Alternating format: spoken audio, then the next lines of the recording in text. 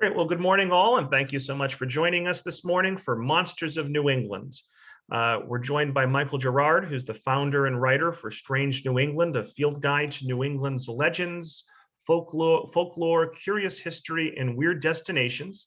And we're here for his popular presentation entitled Monsters of New England. Pull up a log and listen to outdoor explorer Michael Giroud as he shares stories of some of New England's most interesting monsters. While on historic adventures of rediscovery, Michael has uncovered some historic tales of strange creatures, fiends, sinister brutes that most people have never heard of. So sit back and enjoy a bit of strange New England history that you never learned in school.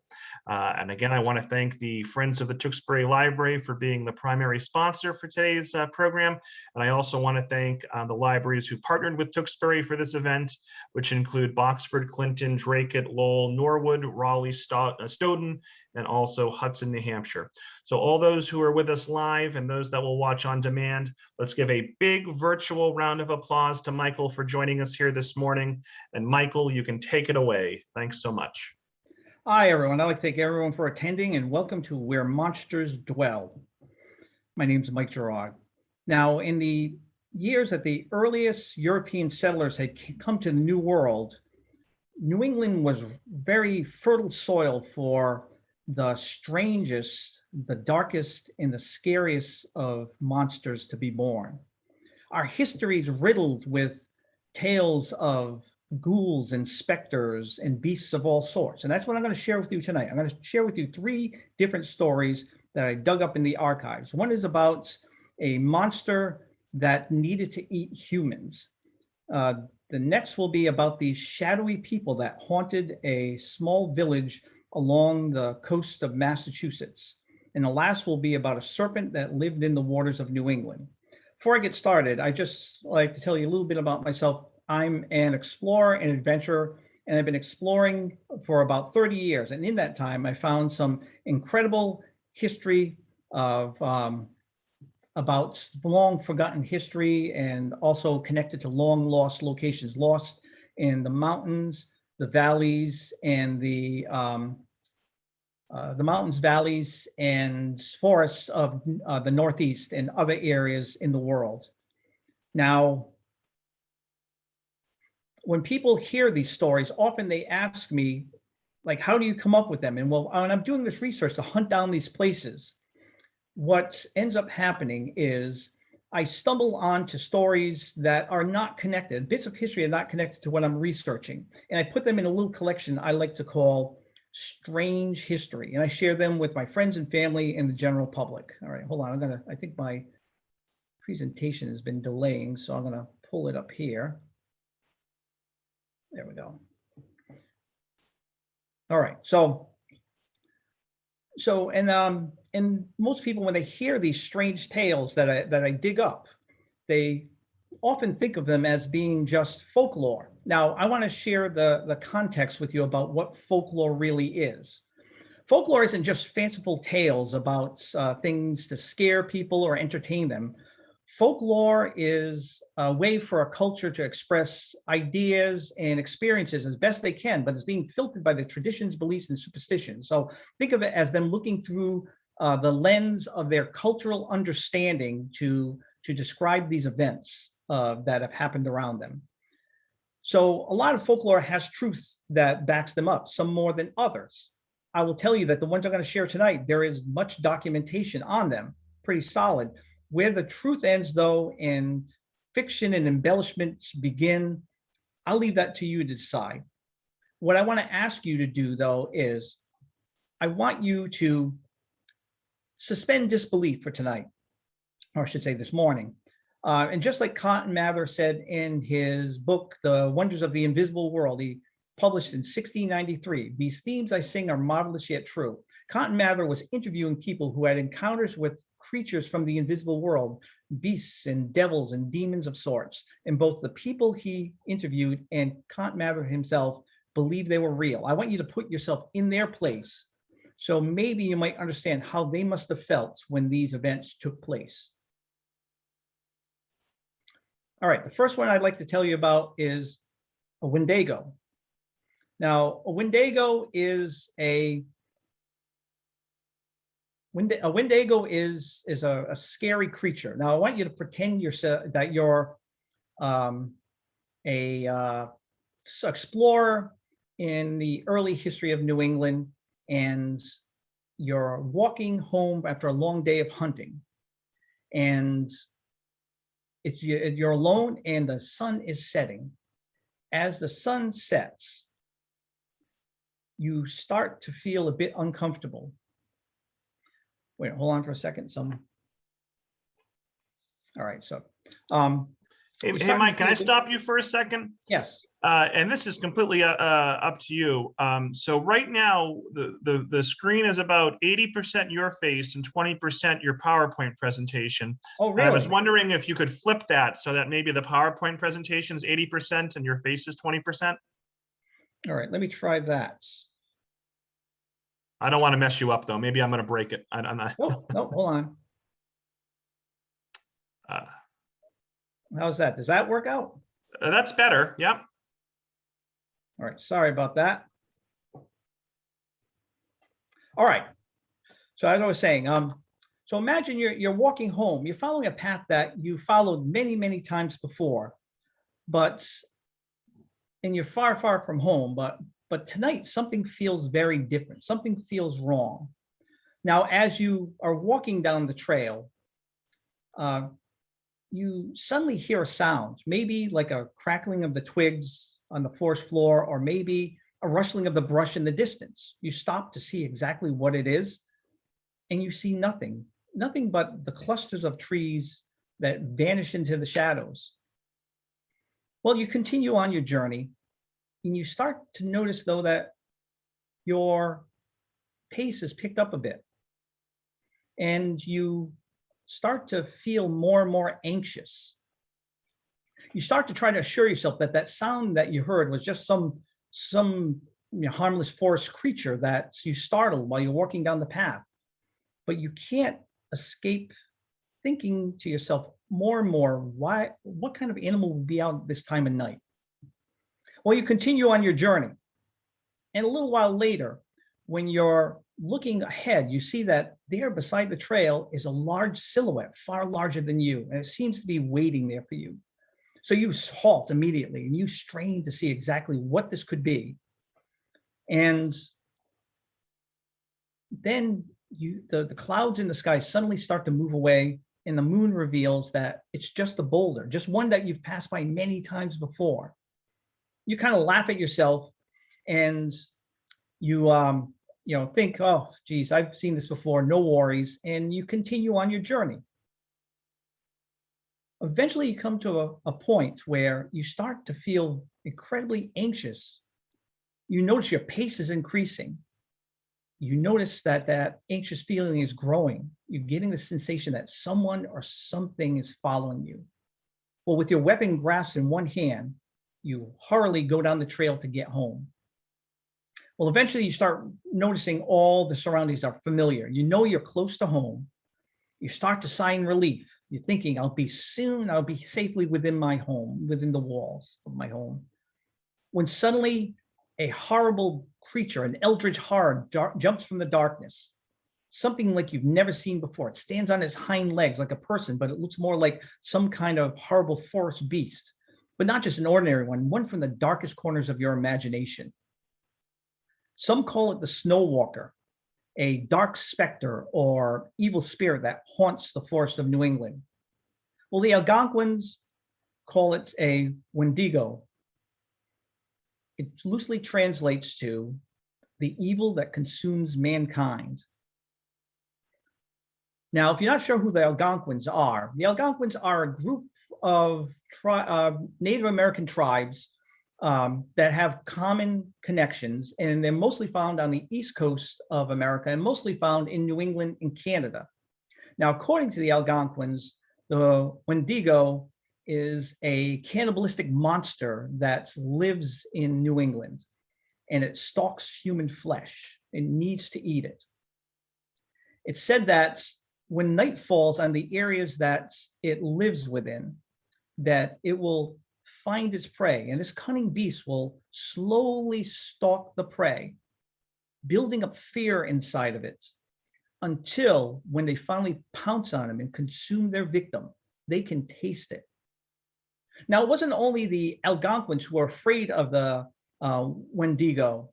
It also was early settlers. There was not an explorer, a hunter, or a fur trapper who would push after nightfall for fear of seeing the Windago face to face. Now, according to Native American history, the Wendigo is a cannibalistic monster. And once it was a great warrior, though, and this great warrior had protected his tribe for many, many decades. But unfortunately, he had finally come face to face with an enemy he could not defeat. So fearing for his tribe, what he did was he asked for the power to be able to defeat this enemy. And he was given the power to transform into this creature. He did slay the enemy, but unfortunately, he was cursed also, because with that power came a curse, the insatiable need to eat human flesh. Because of this, he was banished by his tribe to forever walk the forest alone, at night transforming into the Wendigo and going out and consuming people.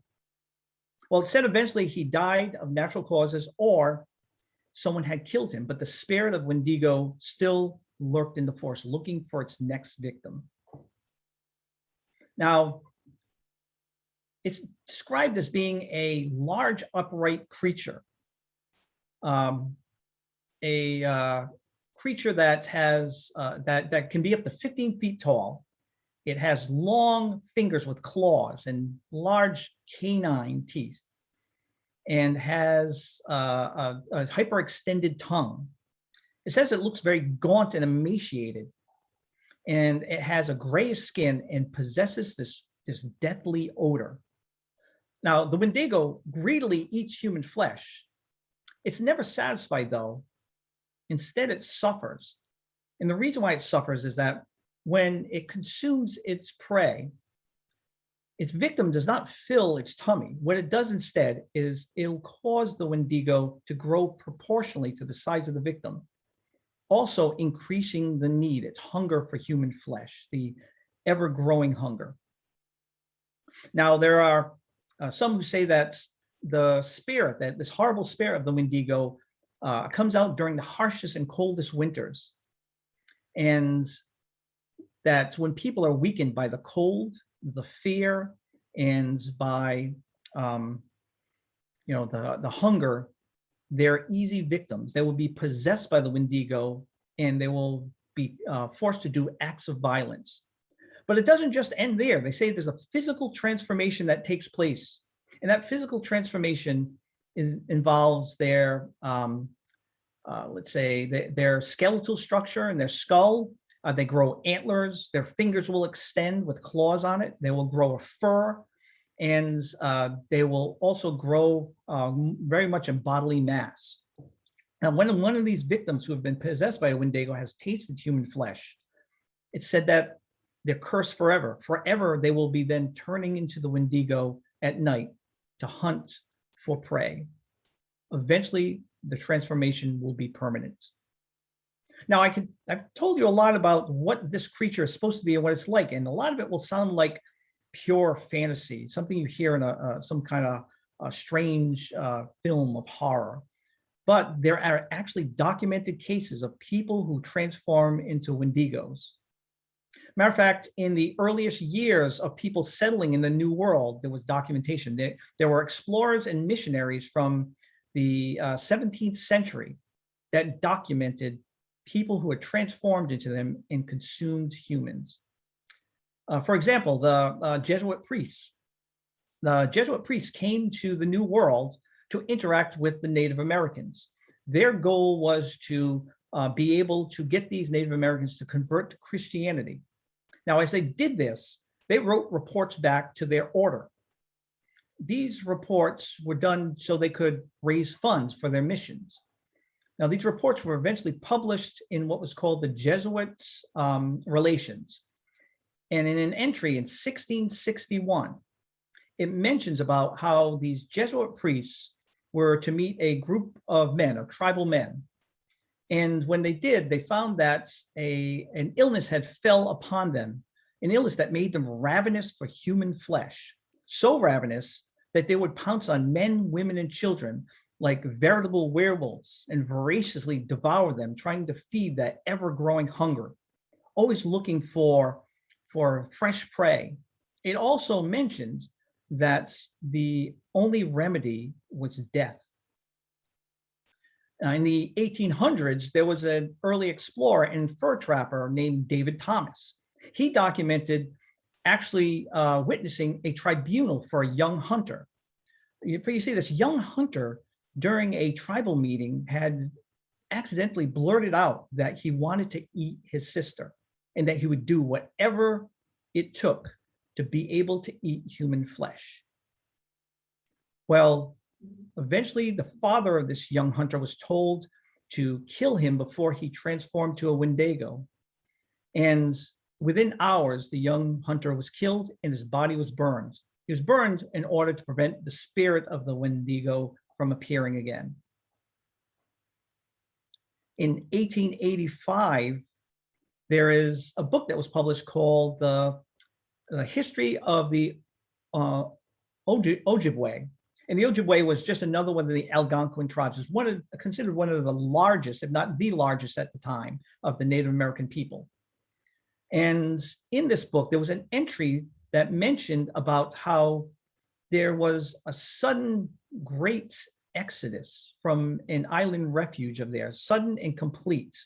It seems that some sort of evil had gotten a strong foothold there, and this horrible tradition had become vogue. The author of this book, Source, said that what was happening is that in the latter end of their time on the island, people were killing other tribal members and eating them. What they would do is they would poison them. When their bodies would be interred, later that night, the murderer would disinter the bodies, bring them back to their lodge, and then feast on them under the darkness of midnight.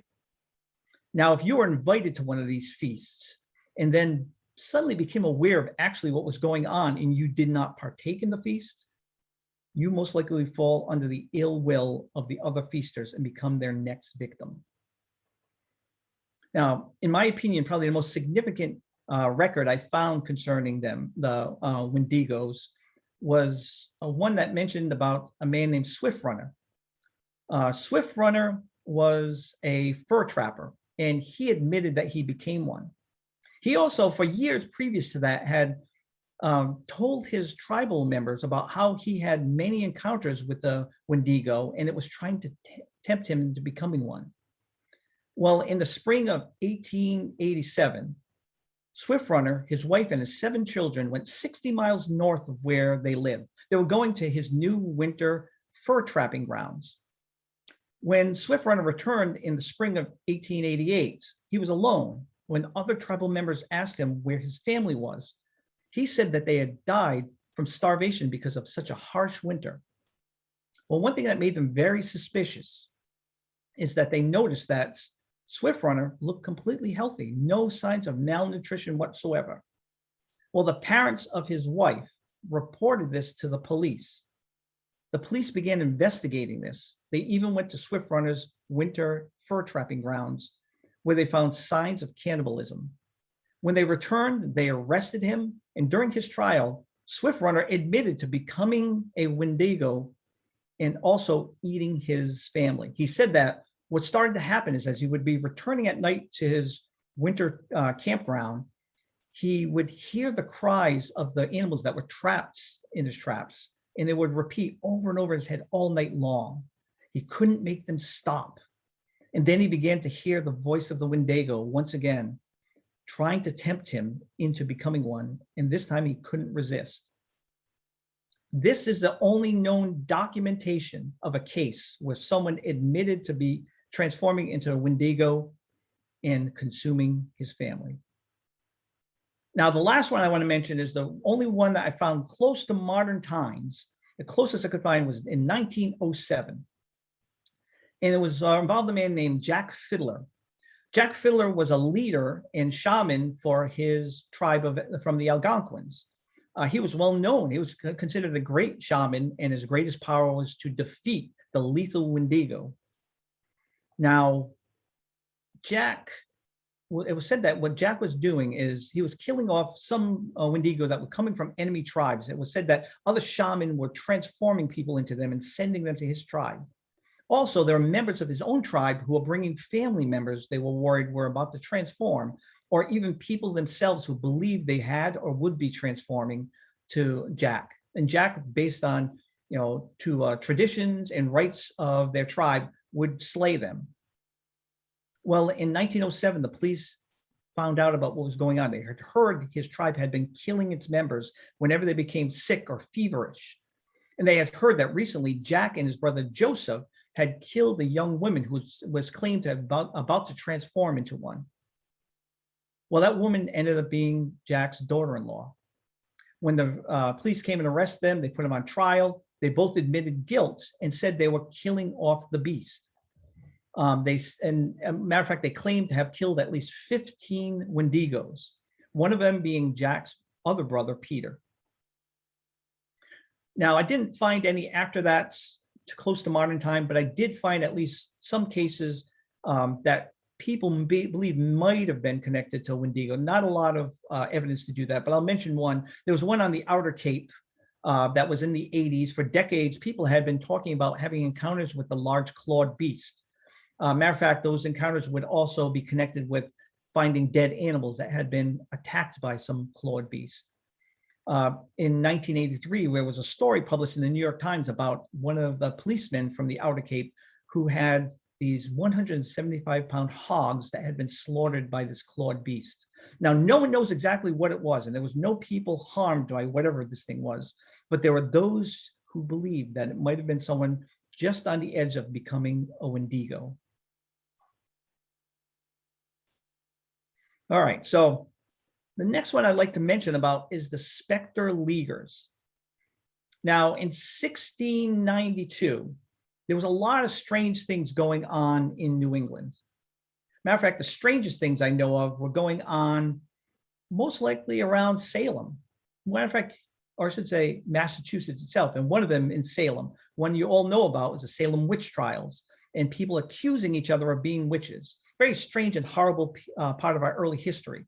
I believe it was 200 people were accused, 30 people were found guilty, and 19 people were hung, and one man crushed by stone. Very strange and horrible time. But there was another stranger event that happened in Massachusetts that most people don't know about, and it wasn't far north of Salem. It happened at Cape Ann. And it was such a strange and extraordinary event. A famous 19th century poet, John Greenleaf Whittier, wrote about it. He wrote a poem. The poem was titled "The Garrison at Cape Ann." I highly suggest you give it a read. This story involved a man named Ebenezer Babson. Now, Ebenezer Babson was an ordinary settler at the time. He was part of the community. He worked hard, had a wife and children. He was a farmer. Nothing out of the ordinary with his life until the spring of 1892. In that time, one evening, he heard sounds outside his home. He thought they were kind of odd, but really didn't think much of it. He looked out the window and saw nothing peculiar. So he ignored it for the rest of the evening.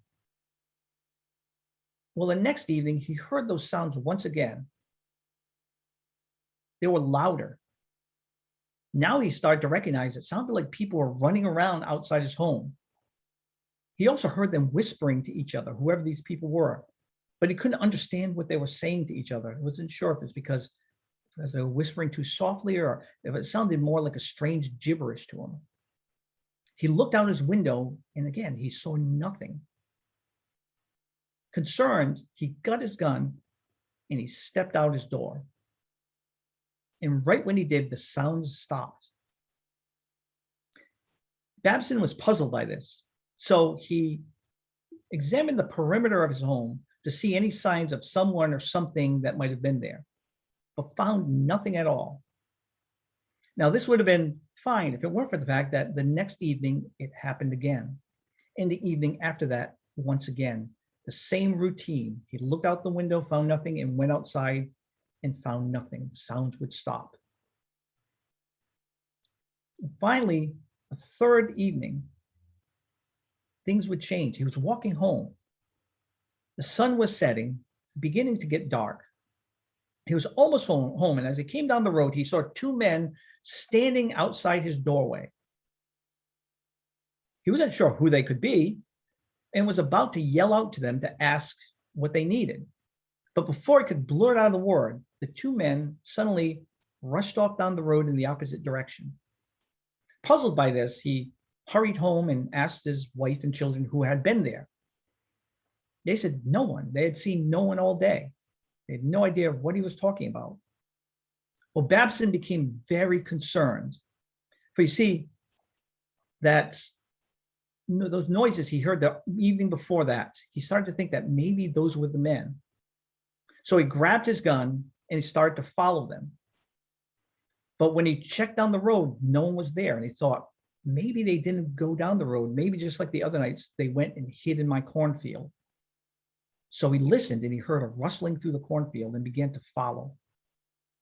When he got to the other side of the cornfield, he saw no one. Already it was dark, and he was looking and straining to see if he could find those men, when suddenly he heard a whisper say, "The man in the house came home. If it weren't for him, we could have taken the house." Immediately he turned to see who exactly it could have been. And just as soon as his eyes landed on them, it's as if they noticed him too, because they soon darted off and vanished into the nearby swamp.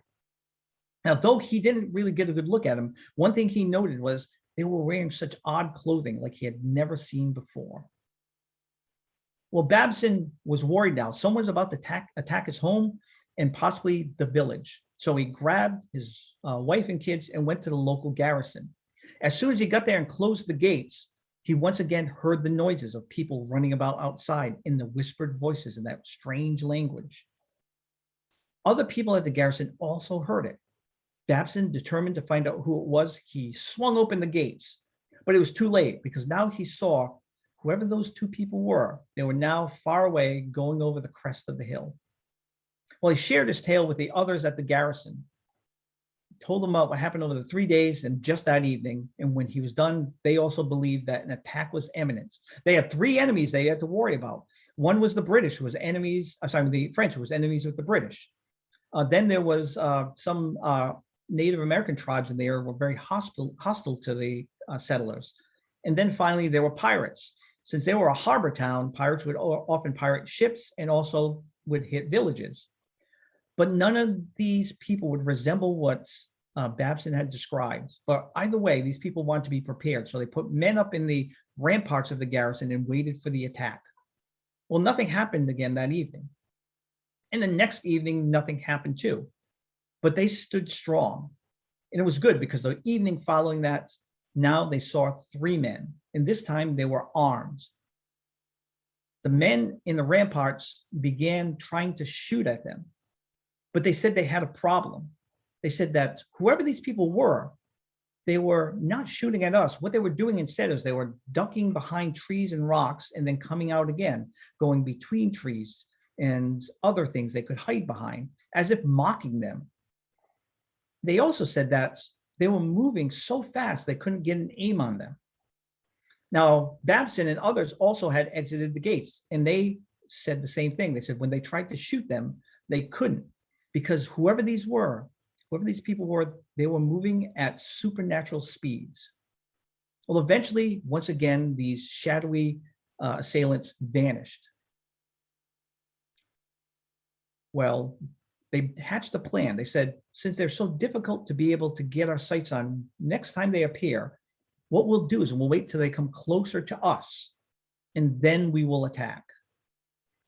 So the next evening, again, nothing. And that went on for another evening until finally, once more, they appeared.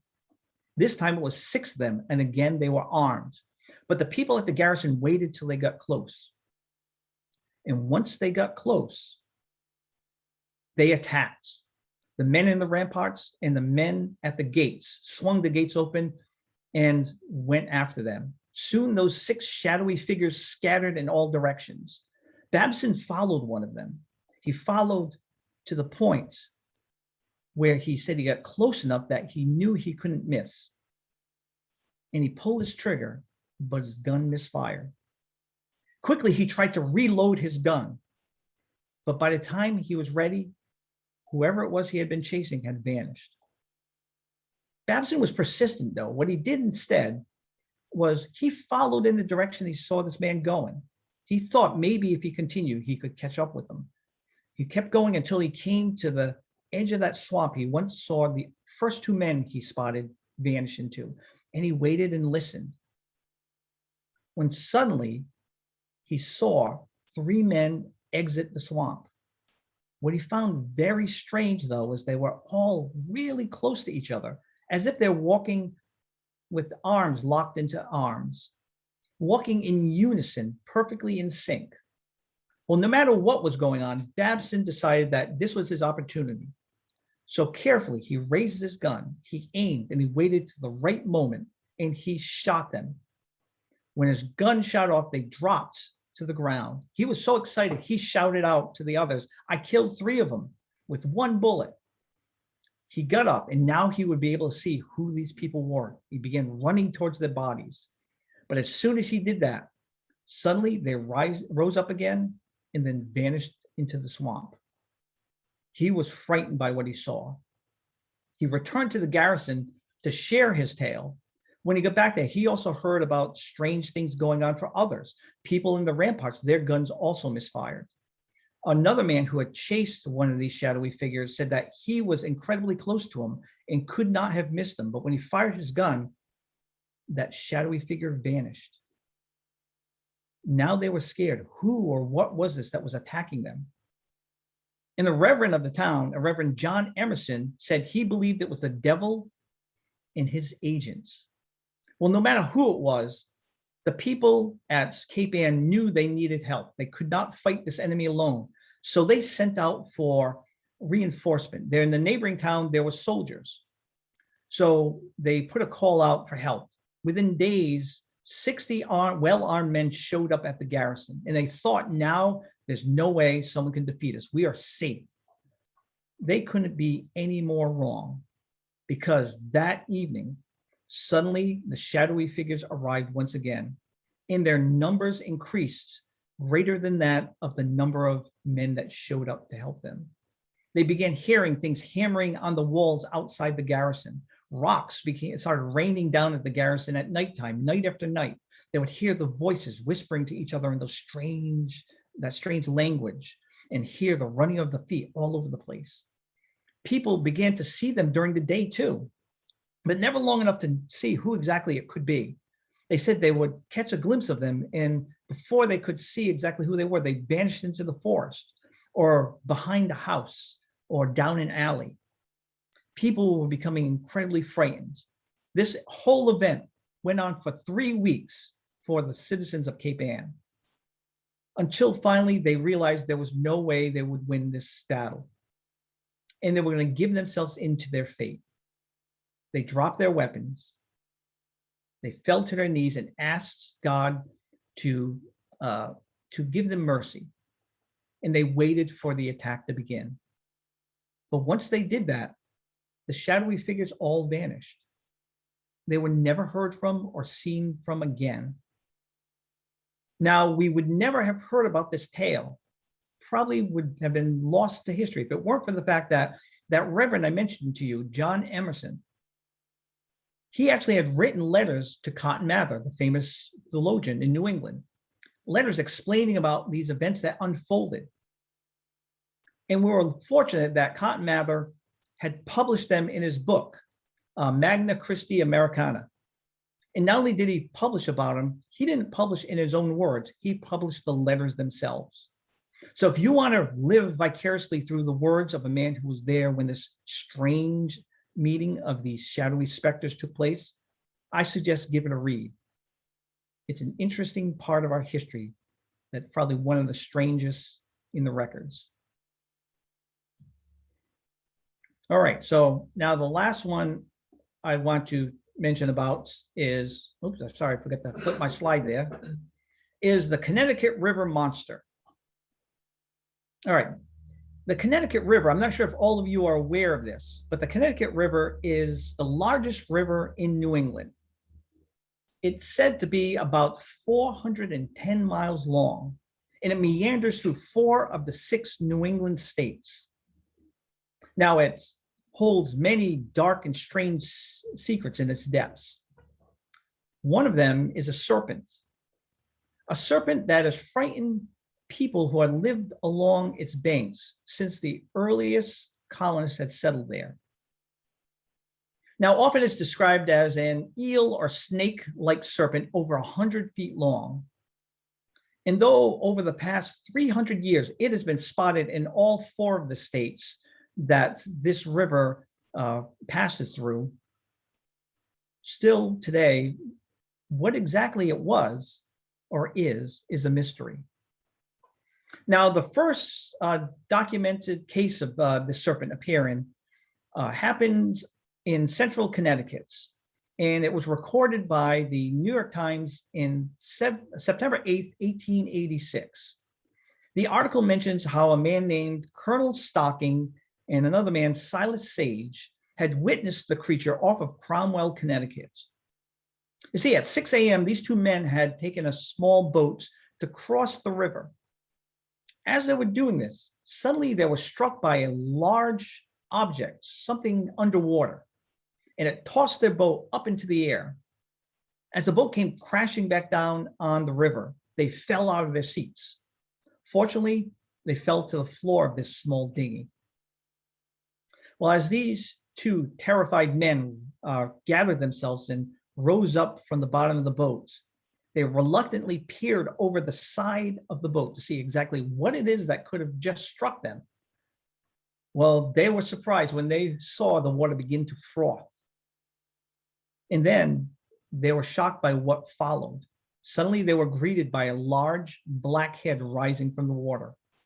This creature's head was over 10 feet above the river, and it appeared to be over 100 feet long. Now, both the colonel and Silas wasted no time. They raced to the nearest shoreline. Once there and safely on land again, they turned about to get another glimpse of the beast, but it had vanished. Now, it wasn't long before word spread about their encounter with this deadly encounter with this Titan, and people from all over the area began to gather along the shoreline with them, spying the surface of the water for yet another glimpse of this behemoth. Well, the crowd's patience was quickly rewarded because it wasn't long before, once again, the creature's head broke the surface. This creature's head now was towering 15 feet above the water. Those who had doubted the veracity of the Colonel and Silas's tale now stood there in awe as they witnessed this behemoth, this 100-foot-long serpent that both Silas and the Colonel had just recently rubbed shoulders with. Now, for quite a while after that, people who navigated up and down the Connecticut River did so with great caution. They were fearful they would be the next one to spot the creature, and maybe their encounter would not turn out as well as that of the Colonel and Silas. Towns along the river began to organize hunting parties. These hunting parties were sent to patrol the length of the river in hopes of spotting the serpent once again and killing it. Well, as time passed and there were no more sightings, people began to lose interest in the monster. But as people's fears of this creature faded, still the memory of their brief encounter with it still lurked in the back of their minds. Well, this Connecticut River monster was not heard of again until 1894. In 1894, an encounter by an Austin Rice was recorded in the Boston Herald. That stirred up the public's interest so much, it was republished in the May issue of Scientific America and the Sioux Valley News in Iowa. Now, Austin Rice, he was a farmer who lived in East Deerfield, Massachusetts. In the over 50 years that Austin and his wife Clarissa had lived along the banks of the Connecticut River, they never ever experienced or had seen anything out of the ordinary, anything peculiar. Well, in the spring of 1894, that would change. You see, Austin was walking along the banks of the river when suddenly he heard a grunt followed by a splash. I looked out into the river, and there, no more than 25 feet away, I saw a big snake, Austin said. Its head was out of the water, and its body raised some 6 to 7 feet. It was at the neck about the size of an ordinary man's leg at the thigh, and its body about the size of an ordinary stovepipe. Now, Austin continued describing it as black with a white stripe on the underside. He said that it had eyes bigger than that of a horse, and he said that it had a mouth that went across its belly and was about a foot wide. Now, those who are familiar with the earlier sightings of this serpent notice how Austin's description resembled the description of the previous sightings. Now, in over 100 years since then, there have been many other sightings that have happened, but there have been none that were as great of a sighting as that of a close-up encounter as that of Silas Sage and the Colonel, nor as great of a description as that of Austin Rice. Now, in modern times, even though there have been many sightings since 1894, most people are not aware of the terror that these men experience. Those who are aware of it, some believe it was just a hoax. There are others who believe maybe it was a misidentification of some indigenous animals that live within the river. But no matter what it is, it's still a mystery exactly what they saw. And still some people watch with a cautious eye when they're close to the river. Well, nowadays, those that have a memory of this creature have nicknamed it Connie. There's some who say they believe that it could be lurking in the Hog River Tunnel. If you're not familiar with it, it's a tunnel that goes under Hartford, Connecticut for 2.3 miles to redirect the river. There's others who think that these serpents may have a population of them off the coast of New England. And just like the young Atlantic sturgeon, they live in fresh water for 2 to 7 years. Now, no matter what this creature is, with all the increasing activity in and along the 410 miles of the river, it's just a matter of time before someone spots Connie or one of her descendants. All right, so those are the 3 stories I want to share with you. And I have one more I'd like to share. And I see we have enough time. And this is a personal experience. And I want to show you how terrorizing things can be when you're out doing exploring in a new world or a place that's still wild. Though my experience will not measure to what the people that I just talked about had experienced, it's to show you that when you're out in an untamed place, strange things happen. This one I like to call the terror beneath the devil's coffin. So what I do, as I said, is I search out lost history connected to locations. Typically, locations I search for are caves. That's my expertise is in geology and caves. And I hunted down this particular cave in the deep forest of New England that I had found in the archives. And I found it. It was amazing. It was just as described, beautiful. It was large. It was used by Native Americans long ago. So wonderful find. And I talked to one of my fellow explorers about this. And a year when he came by my area, he wanted to see it. So we went out to see it. And he was impressed with what I showed him. But he had noticed that in the over 300-foot long cliff that was over 100 feet high, where the cave I found lived, he noticed features where he thought there might be other caves.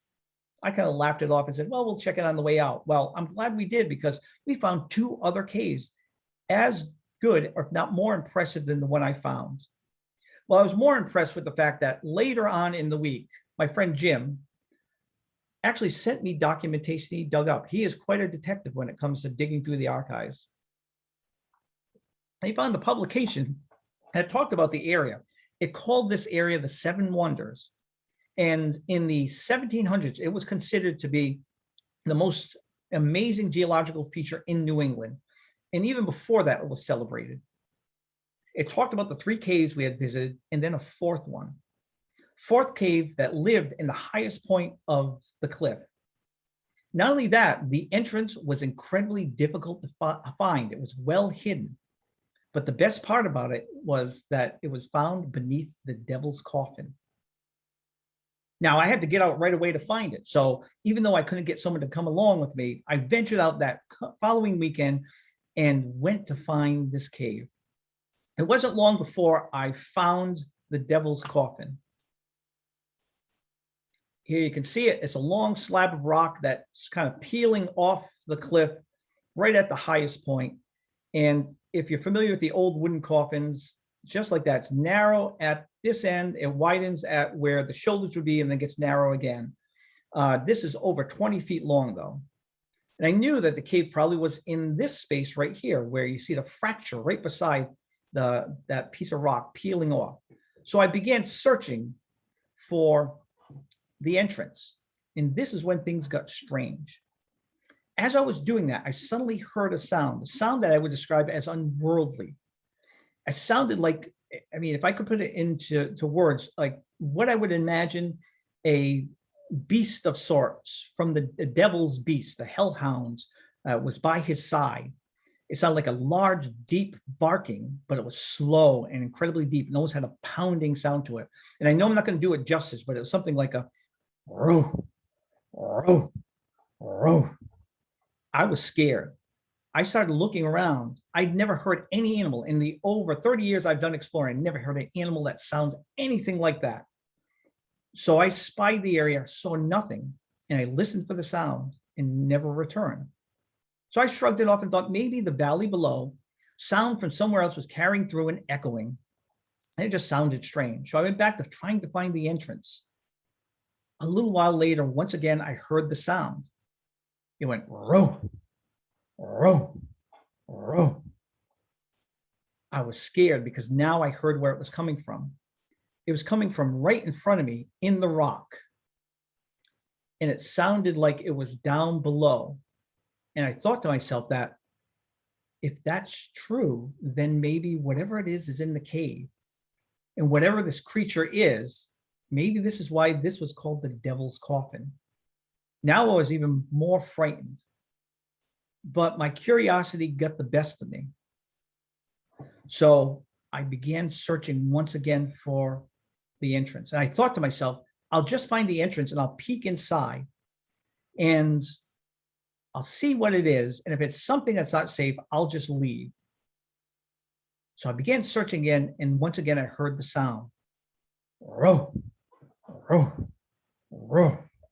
And it didn't end though. It kept going. And I heard it in the rock. And it sounded like it was rising up and rising and rising. And soon I was looking up above the rock itself, waiting to see this creature. And there it appeared, a beast with wings, probably about close to 6 feet or more wide. With on the ends, it looked like fingers. It was black. It had large claws. It was monstrous in size. And it was no more than 8 or so feet away from me. I could probably reach out and touch it. I felt like I could be within reach of it. And then I realized exactly what I found. All right, sorry about that. I'm just trying to flip this. There we go. It was a turkey vulture. And then it hit me. I realized what happened because the cave I was trying to find was said to have a window that looked out on the valley below, a natural window. And I thought to myself, that's an adult vulture. So either it's feeding its fledglings or there's something dead in the cave.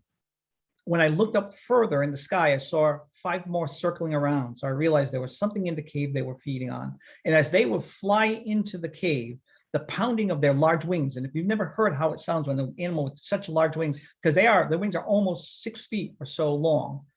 When they do it, it sounds loud when you're close to them. And that pounding sound was focused into the cave, up through a natural chimney that was mentioned to be in the cave, out through a crack that I was near. So that's why it sounded so strange. So since I knew they were just feeding, I decided I would still find the entrance of the cave and go in, because they'll keep away from you. If I thought it was fledglings, I would keep away. I want everyone to know they are federally protected animals. You leave them alone if they're nesting somewhere. So I did find the entrance. It was hard to find. I had to drop into a pit and then go down a passage that went about 15 to 20 feet. And eventually I found myself in the cave. And there I am peering out the window that the birds, the vultures had come in through. You could see the droppings on the rocks that were at the edge of the entrance. And here was all the features they mentioned about. They said there was a natural bench in there and a natural seat, a little thing they called a table. There, right here was a little fire pit, and above it, a natural chimney with soot all over it. What a wonderful find. I just wanted to share that with you to show that, yes, when you experience things, when you don't understand what you experience, they can be incredibly frightening. And you have to tread carefully, because sometimes some of those frightening things you see and suspect can be dangerous. But I'm glad I didn't let that fear stop me, because finding this cave was a wonderful historical find, including finding an inscription probably from the 1700s in the solid granite there. Now it's a well-documented record of these caves in the Seven Wonders, and its history and location are now captured. And I gave a copy to the local historical society, so it'll always be remembered and hopefully protected. So that's it. I wanted to just share with you a bit of my own scary experience in New England. If you're interested in some interesting New England stories, you can go to either my website, strange-new-england.com, or neexplorers.org. Both of them have virtually the same things. The NE Explorer stuff is more of my more research-oriented with caves and mines. I send ROVs into long forgotten colonial mines. I partner with another explorer to do this. Strange New England has more often has most of my lore and legends and so on that I dig up as I'm doing my research for the historical things like mines and so on. If any of you would like suggestions of places maybe you can visit, I do know some that you can visit. I cannot give the location of everywhere I go to. Some of them are on private property. Some need to be protected because they are archaeologically or geologically significant. So be aware of that. And I want to apologize for not being able to do that, but it's just for the safety, sometimes even of you, why I won't give you the location, because some of them you need to know the skills. I have those skills to explore some of the places I go to. But I'm more than willing to help you out. So just send me an email from either of those sites if you want some help to get into any of the sites I've been to. With that said, I welcome any questions that anyone might have concerning monsters and things in New England. So Mike, we have a few. Heidi says that she never knew about the Connecticut River monster, so she thanks you for that. Yep. Jamie asks, what did the inscription in the granite say? Unfortunately, the inscription in the granite was very simple. All it was is initials, GN, which I understand why, because that's a very hard granite there.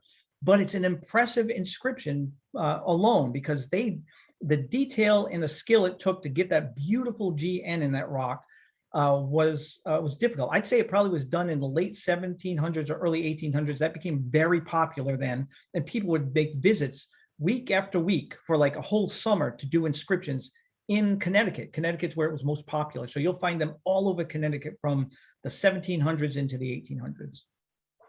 Adrian says that she would have broken the land speed record getting away from those vultures. Oh, yes. Yes. Vultures are scary, scary creatures when you hear them. Vultures do not have vocal cords. So what they do is they will make like hacking noises as best they can and hissing.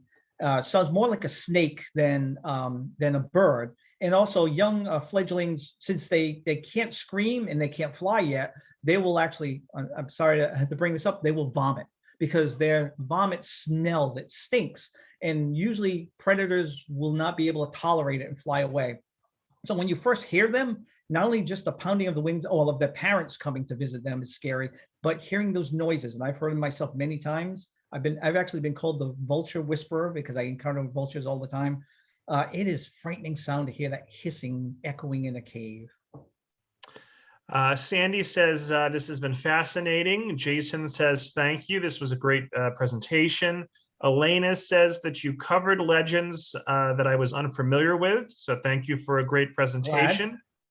She says that she hopes your website lists your schedule for future lectures. I actually haven't been putting on that on Facebook. If you go to my Facebook page, and you can go to the website, it'll have a link to it. I more often post it on the Facebook page because that's where most people orbit around.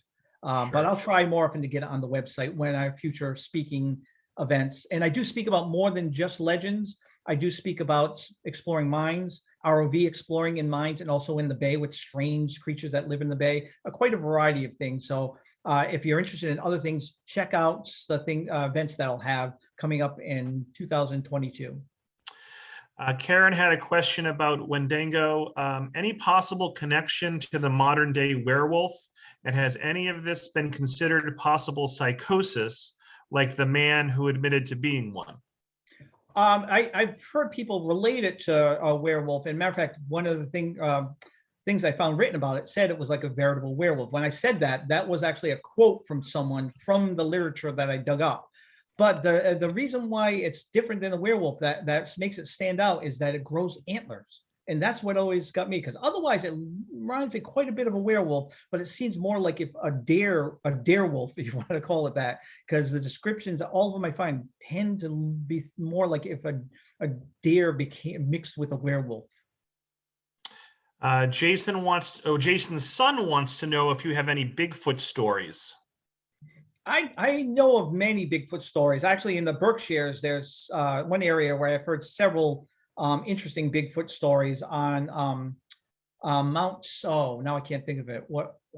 Mount Greylock. Mount Greylock has had some interesting Bigfoot stories. If you're not familiar with Greylock, I'm gonna give you a little hint. If you're familiar with the Harry Potter, when they kind of started doing the movies about the world of Harry Potter in America, Greylock is the mountain in Massachusetts where the School of Wizardry is supposed to exist. And I know why they do it there, because it is a strange and magical place. If you hike the areas, it's wonderful, and many writers over the hundreds of years have spoken of it in a very magical way.